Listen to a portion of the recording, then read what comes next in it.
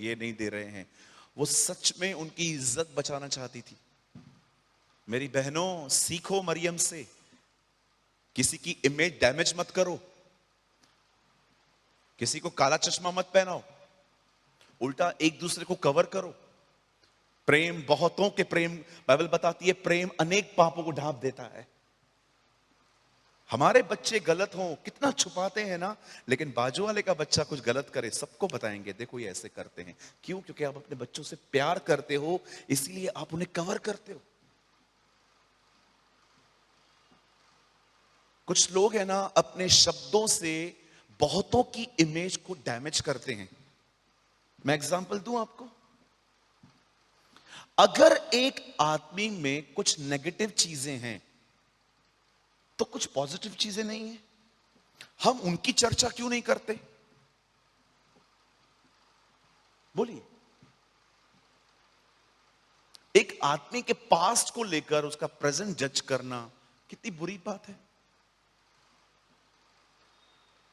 कभी कभी knowingly unknowingly हम में से बहुत सारे लोग यहां हो सकते हैं कि आप लोगों की इमेज को डैमेज करते हो। इट मींस जो उनका इज्जत है ना, जो उन्होंने समाज में बनाया है अपनी मेहनत से, अपनी काबिलियत से।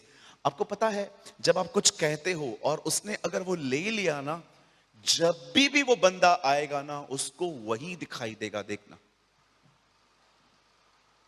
कहिए अपने पास वाले को, हमें किसी की भी इमेज को डैमेज नहीं करना है। आप लोग भी कहो, आइए सब कहो, हमें किसी की भी इमेज को कभी भी डैमेज नहीं करना है। हाँ, आपको नहीं समझ में आता ना वो बंदा, दूर हो जाओ, लेफ्ट हो जाओ वहां से।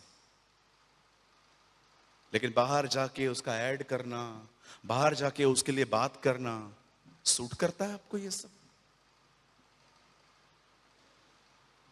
किसी ने आपको उसके लिए बोल दिया ये ऐसा है, जिसने आपको पूछा ये ऐसा है, आप जिसके लिए उसको, जिससे सुन रहे हो ना, आप उससे पूछो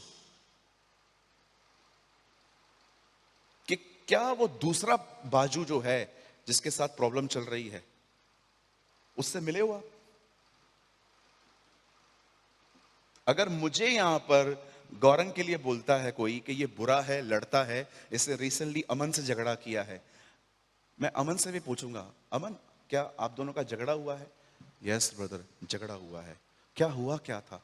ब्रदर ऑनेस्टली स्पीकिंग, मैंने थोड़ा उसको रूडली बात किया, वो भी मेरे ऊपर भड़क के बहुत ज्यादा बात किया, तो गलती तो दोनों का है। उसने उसको उकसाया, उसने पिक्चर को दी एंड कर दिया। तो कैसे आप बोल रहे हो कि गौरंग का गलती है? ऐसे करो, ऐसे करो, आवाज आई? आवाज कभी भी एक हाथ से नहीं आती है। अभी ऐसे करो, अभी आवाज क्यों नहीं आ रही है? ये कहावत नहीं है, ये सच्चाई है। ताली कभी एक हाथ से नहीं बजती। कोई भी आपको किसी की भी बुराई करता है ना, ये ऐसा है, ये वैसा है, ये वैसा है, सबसे पहले ये जानो कि इनका पर्सनली कुछ आपस में प्रॉब्लम है कि सच में इशू है। मुझे कोई भी कंप्लेन करता है ना, मैं समझ जाता हूं एक्चुअली ये इसको पसंद नहीं है। मेरे सामने तो किसी का भी इमेज डैमेज करने की कोशिश मत करना। आई वॉर्न यू, मतलब मैं सालों तक तुमसे दूर हो जाऊंगा, तुम्हें पता भी नहीं चलेगा कि पास्टर बात क्यों नहीं करता है। क्यों? क्योंकि तुम नोहा की संतान की तरह हो कि नंगे जो लोग सोए हैं ना, उनके कपड़े उतार रहे हो। कहिए अपने बाजू वाले को, हाँ आप बिलीव करो, मैं खुद अपने चर्च में भी कुछ लोगों से बहुत दूर रहता हूं, क्योंकि मैं जानता हूं they are full of politics, full of politics.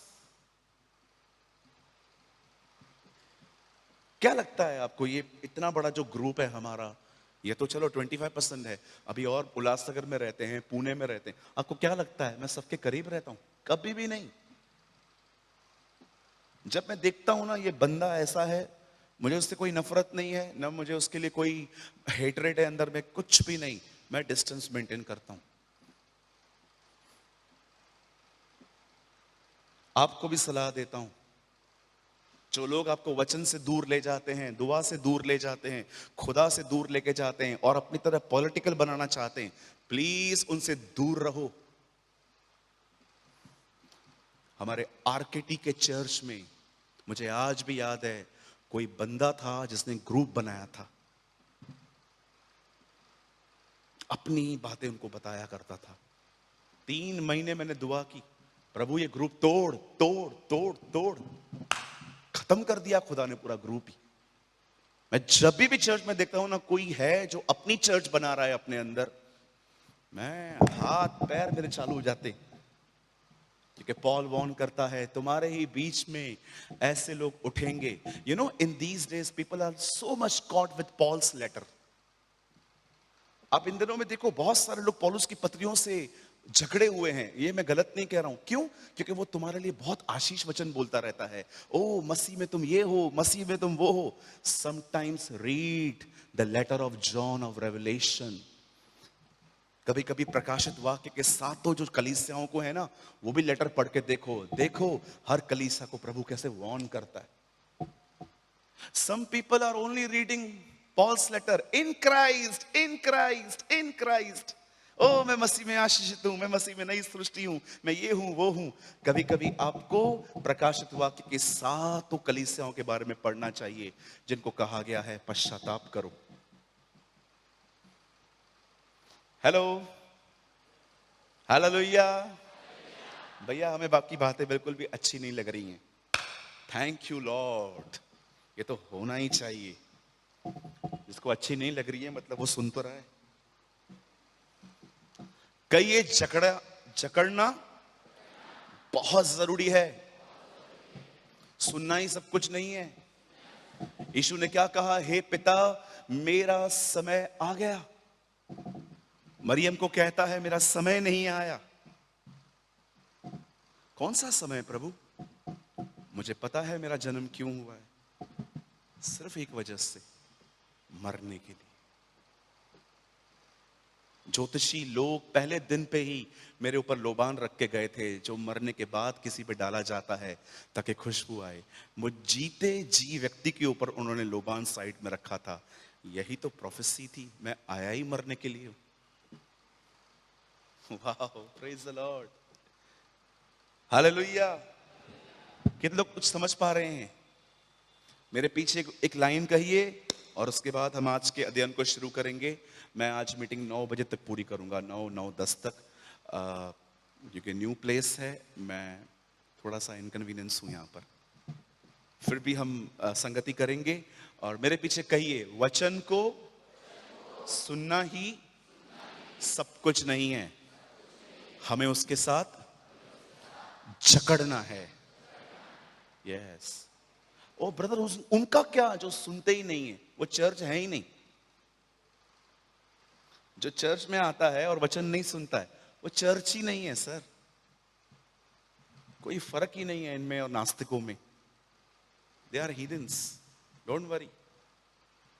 अगर ऐसे लोगों को जो वचन नहीं सुनते हैं आप कुछ भी गलत करते हुए देखो, डोंट वरी, मैंने आपको पहले से ही बता दिया है। जैसे यीशु ने कहा था ना, मैंने तुम्हें पहले ही बता दिया। ओके, क्या आप सब तैयार हैं? हालेलुया, बोलो यीशु मसीह की। क्या आप सब तैयार हैं?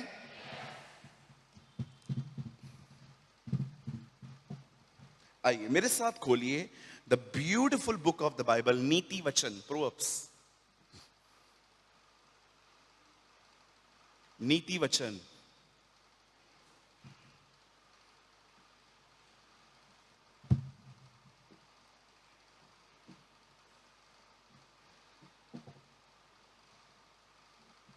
चार अध्याय, चैप्टर 4।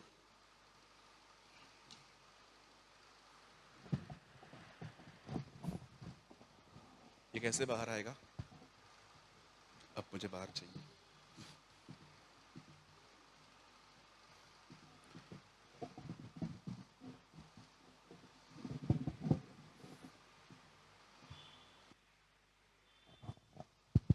ठीक, नीति वचन 4 अध्याय, और प्लीज कोट कीजिए 4 का 18 वचन, proverbs 4:18।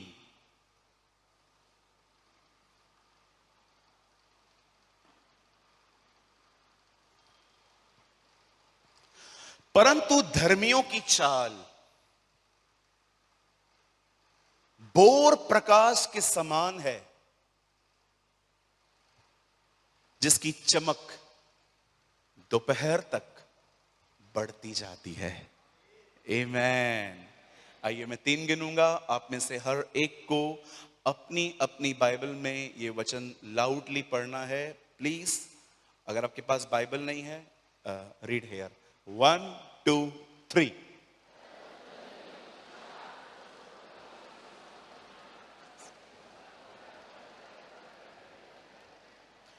But the path of the righteous is like the dawning light that shines more and more until the perfect day. आइए मैं चाहता हूं आप सब सामने देखें। अब सुनिए, सबसे पहले कहिए मैं धर्मी हूं।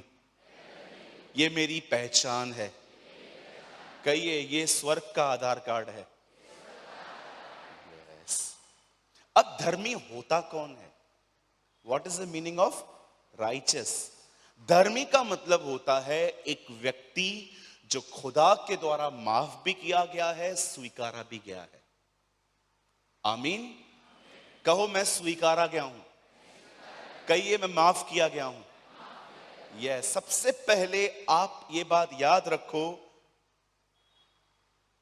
कि परमेश्वर ने आपको फॉरगिव किया है और परमेश्वर ने आपको स्वीकारा है।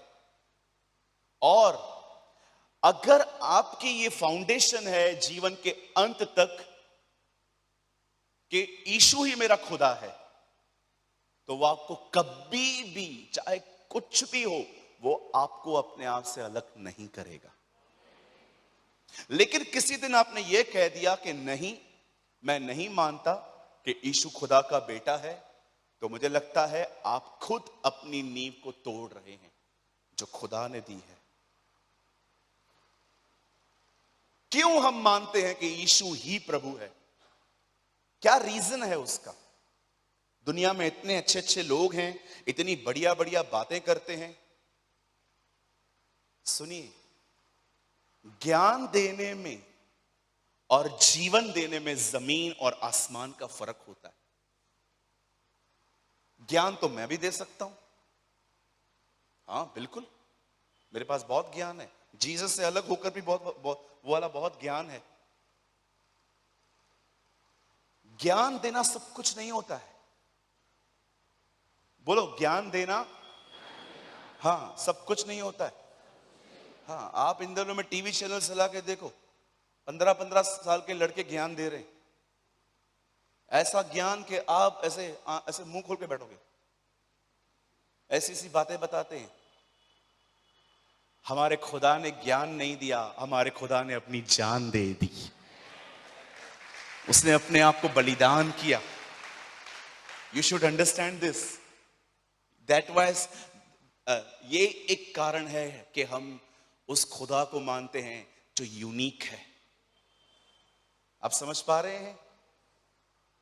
कुछ प्रचारक कहते हैं इब्राहिम की आशीष प्रॉस्पेरिटी है। पढ़ के देखिए क्या कहता है पॉल रोमन्स 4 में। इब्राहिम की आशीष विश्वास से धर्मी ठहरना है। परमेश्वर ने, इब्राहिम ने परमेश्वर पर भरोसा किया और परमेश्वर ने उसके लिए धार्मिकता गिना। आपको पता है किस बात के कारण हम आशीषित हैं? मुझे बताइए। क्या खुदा ने आपको कहा आप अच्छे बन के आओ तो मैं तुम्हारा उद्धार करूंगा? सब छोड़ के आओ फिर तुम्हारा उद्धार करूंगा। पूरी दुनिया एक तरफ है और जीसस एक तरफ है। पूरी दुनिया कहती है अच्छे बनो, अच्छे कर्म करो और तुम्हारे साथ अच्छा होगा। लेकिन हमारे खुदा ने हमें नहीं कहा तुम अच्छे बन के आओ, उसने हमें हमारी गंदगी के साथ स्वीकार किया। ये हालेलुया। इसीलिए हम मानते हैं कि वो हमारा परमेश्वर है। इसीलिए हम मानते हैं, किसी ने कहा वो तुम्हारी जगह पे मरा। क्रॉस किसकी प्लेस थी? हमारी। स्वर्ग किसकी जगह थी? उसकी। अदला बदली हो गई। क्रॉस पे वो चला गया, हम स्वर्ग चले गए। Think about this. मुझे समझ में नहीं आता क्यों जीसस से प्यार करना आजकल लोगों को कठिन लगता है? क्योंकि मुझे लगता है वो अपना जस्टिफिकेशन भूल गए हैं। वो भूल चुके हैं वो कैसे थे और उन्हें कैसे स्वीकारा गया। सोचो अगर यीशु का पाथ ऐसा होता, जाओ सिगरेट छोड़ के आओ, शराब छोड़ के आओ, लड़कीबाजी छोड़ के आओ, ये छोड़ के आओ, वो छोड़ के आओ, सब एकदम 100% परफेक्ट होके आओ, तब मैं सोचूंगा कि मैं तुम्हें अपना बच्चा कहूं कि नहीं कहूं। कहां जाते हम? क्योंकि ऐसे भी लोग हैं जो कहते हैं कि अब हमारे पास आ जाओ, करोड़ों में एक तो वहां पहुंच ही जाता है, तो बाकी कहां जाएंगे? हमारे परमेश्वर ने हमें ये एश्योरेंस नहीं दिया है कि करोड़ों में एक जाएगा। उसने हमें कहा है मेरे साथ चलो, करोड़ के करोड़ जाएंगे वहां पर। ये बोलो यीशु मसीह की। कभी न भूलें धर्मी बनना होता क्या है। पौल कहता है देखो परमेश्वर की वह धार्मिकता प्रकट हुई है जिसका आधार व्यवस्था नहीं पर मसीह पर विश्वास करना है। वो कहता है हम उस धार्मिकता में नहीं है जिसमें कहा गया है अच्छे बन के आओ। हमने मात्र उस पर विश्वास किया और हम निर्दोष ठहरे हैं। सोचो क्यों उसने इतना आसान कर दिया। ये परमेश्वर जानता है उद्धार इतना महंगा है कि कोई अरबपति भी खरीद नहीं सकता। तुम्हारी जमीन जायदाद बिक जाएगी, तुम्हारा सब कुछ बिक जाएगा, तो भी तुम उसके लहू की एक बूंद खरीद नहीं कर सकते, क्योंकि वो खुदा का खून है। अब उसने सोचा अगर ये पूरी दुनिया भी एक हो जाए ना तो भी उधार खरीद नहीं कर सकती। उसने कहा हम एक काम करेंगे, हम इसे फ्री कर देंगे, ये मुफ्त है। कहिए अपने बाजू वाले को उद्धार मुफ्त है। कहो अपने बाजू वाले को मुक्ति मुफ्त है। बोलो मोक्ष मुक्त है। फ्री। तुम्हें फ्री मिला, लेकिन किसी को ऐसी कीमत चुकानी पड़ी कि उसे अपनी जिंदगी देनी पड़ी। वो भी ऐसे ही नहीं, कुचल के मर के पूरा बदन तोड़ दिया गया उसका। उसकी ऐसी हालत की गई कि लिखा है जो लोग क्रूज पे उसको देख रहे थे ना, सबको लग रहा था ह्यूमन है ही नहीं है। पढ़ के देखो आइज़ाया 53, जब हमने उसकी तरफ देखा तो हमें वो मनुष्य सा जानना पड़ा। 53 या उससे पहले कहां लिखा है? आप सोचो आपके सामने एक बंदा लकड़ी पे चढ़ा हुआ है, सिर्फ उसका ये वाला हिस्सा कवर्ड है, बाकी वो पूरा नेकेड है। और सोचो आप उसको देख रहे हो और आप आपस में कह रहे हो He doesn't like, ये दिखता ही नहीं है इंसान की तरह। कौन है ये? क्योंकि लोगों ने उसको देखा था। इसीलिए रिजरेक्शन के बाद कुछ लोग उसे पहचान नहीं पा रहे थे कि ये मसीह है, ये वही जीसस है जो हमारे साथ गलील में घूमता था। हम धर्मी हैं, हमें धार्मिकता मिली है। भाई कभी मत भूलो ये बात, दीदी कभी मत भूलो ये बात। जिस चीज को पाने के लिए लोग कहां कहां चले जाते हैं, वो चीज तुम्हारे पास घर पर चलकर आई है। किधर किधर जाते हैं लोग, आपने देखा है?